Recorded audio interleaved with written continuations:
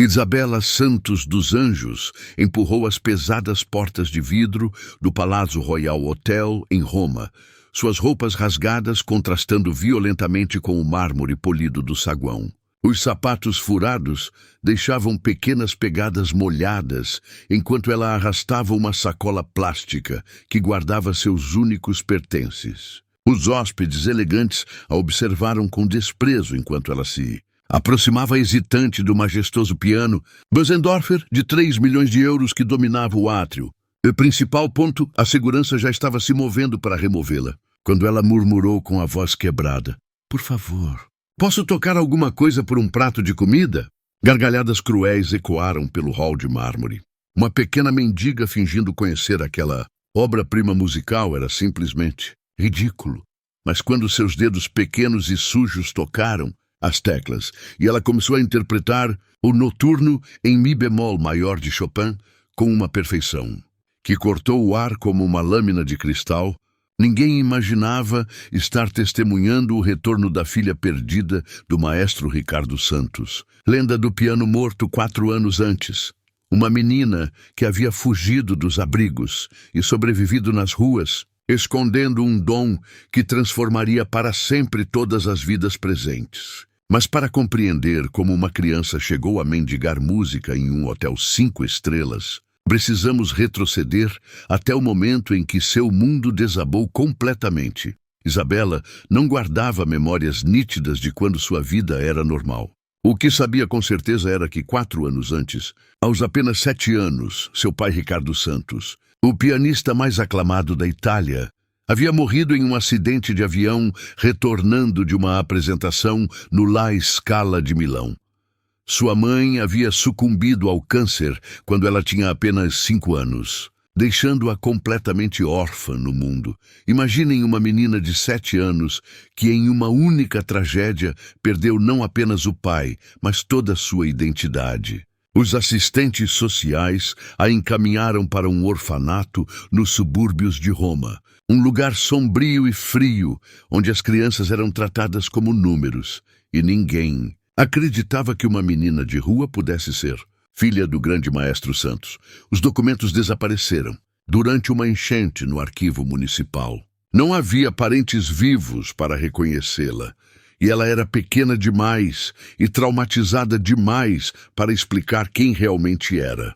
No orfanato, Isabela tentava falar sobre o piano de cauda preto que tinha em casa, das tardes quando papai lhe ensinava melodias, das sinfonias que ainda ressoavam em sua mente, mas os responsáveis interpretavam tudo como fantasias de uma criança traumatizada, inventando uma vida melhor para escapar da dura realidade do abandono. Conseguem imaginar a agonia?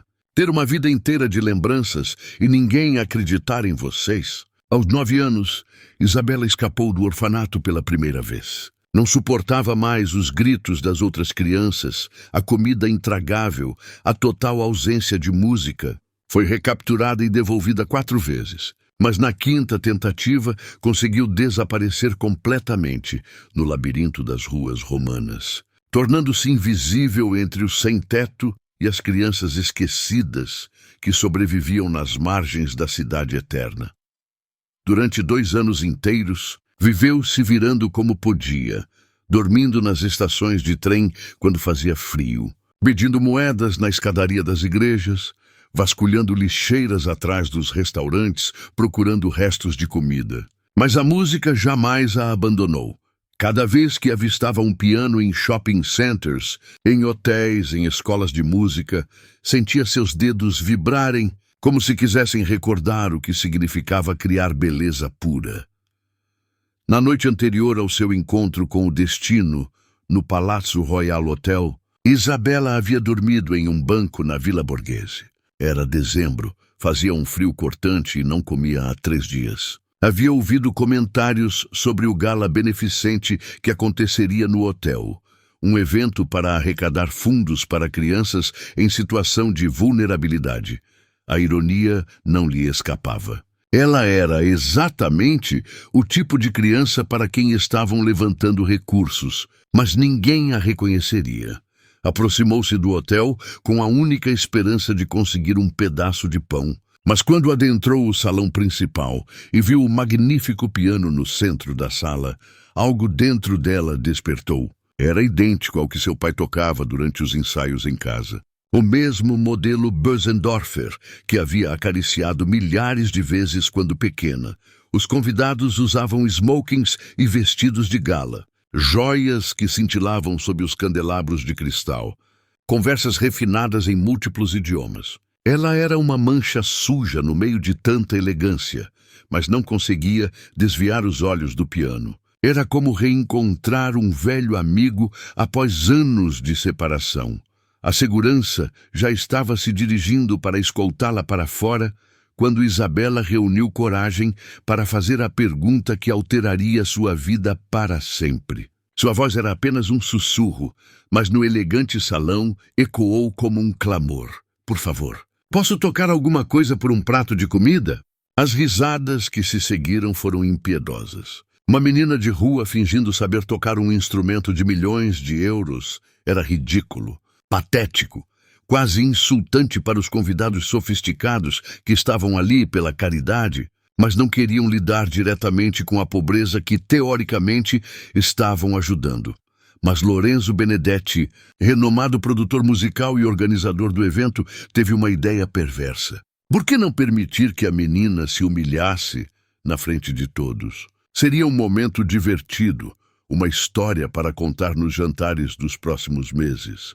Fez um gesto para os seguranças pararem e anunciou em voz alta: "Muito bem, pequena. Nos mostre o que sabe fazer, mas se for apenas ruído, você sai imediatamente." Isabela se aproximou do piano com o coração batendo tão forte que podia ouvi-lo nos ouvidos. Suas mãos estavam sujas, as unhas sem cortar há semanas, a roupa que exalava cheiro de rua e desespero. Mas quando se sentou no banco e seus dedos roçaram as teclas, tudo se transformou. A primeira nota do noturno de Chopin ecoou no salão com uma pureza cristalina que silenciou instantaneamente toda a conversa. As gargalhadas se apagaram. Os sorrisos sarcásticos se transformaram em expressões de incredulidade. Isabela não estava simplesmente tocando as notas. Estava as vivendo.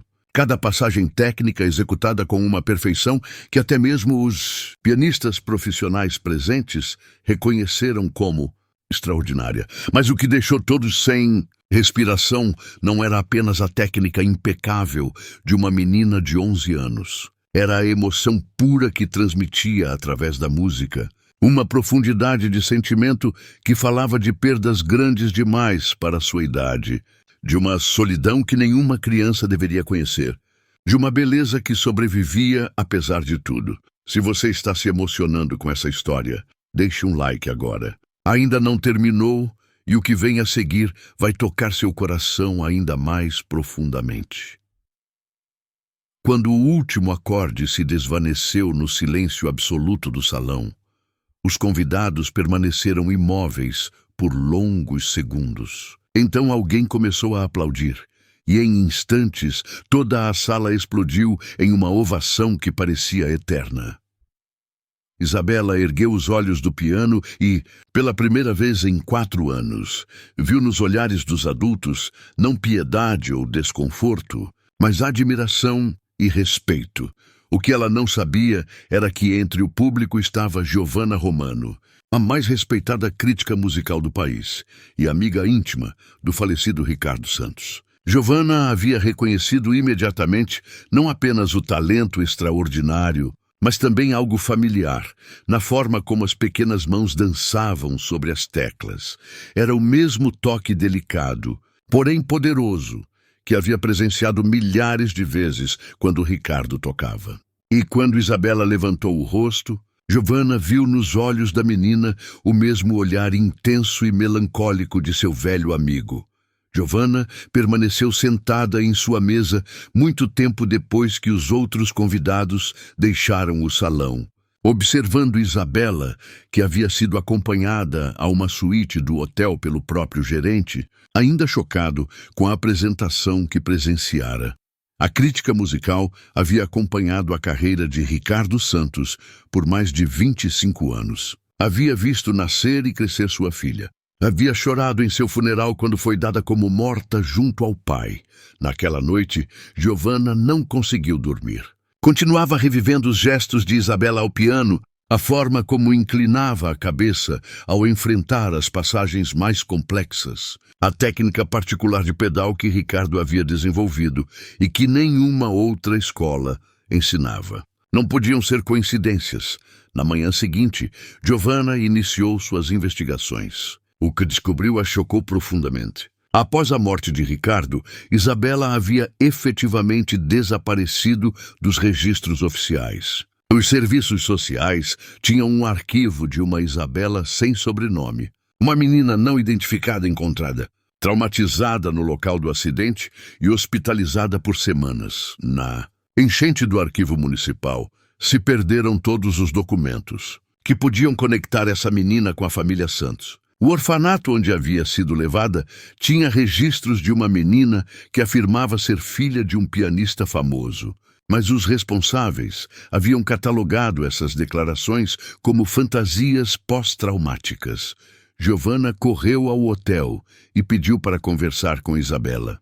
A encontrou na suíte, banhada e vestida com roupas limpas que a equipe do hotel havia providenciado, mas ainda visivelmente assustada e desconfiada. Quando Giovanna disse que havia sido amiga de seu pai, os olhos de Isabela se encheram de lágrimas que não derramava há anos. Pela primeira vez desde o acidente, Isabela começou a contar sua história verdadeira.